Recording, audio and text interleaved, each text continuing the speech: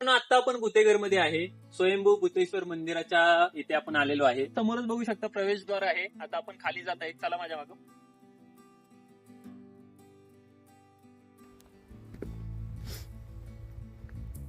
मंदिराचा परिसर मित्रांनो बघा किती शांत आहे इकडे.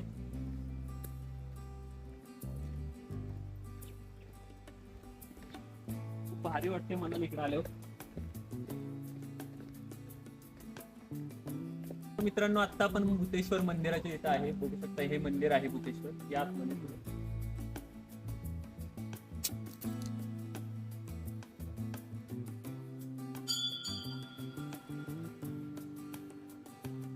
आता मंदिरामध्ये मी आहे. पूर्ण शांतता आहे. माझ्या व्यतिरिक्त इथं कोणच नाहीये. तर मंदिरामध्ये आतमध्ये बघू शकता जी शिळा आहे ती खूप पुरातन आहे, स्वयंभूच आहे. तसंच मंदिराचा खूप मोठा इतिहास आहे, पण मला तो इतिहास काही जास्त माहिती नाहीये. आता स्थानिक इथलं कोण नाहीये ते की मला इतिहास सांगू शकेल. त्यामुळे जर तुम्ही इथं जर भेट देताय आणि तुम्हाला जर पुजारी असतील किंवा त्यांच्याकडनं तुम्ही माहिती या मंदिराची घेऊ शकता.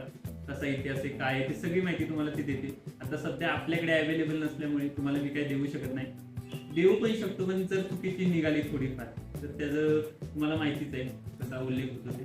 त्यामुळे आपण काही जास्त माहिती देणार नाहीये. तुम्ही या मंदिरामध्ये या, खूप प्रसन्न वातावरण आहे. खूपच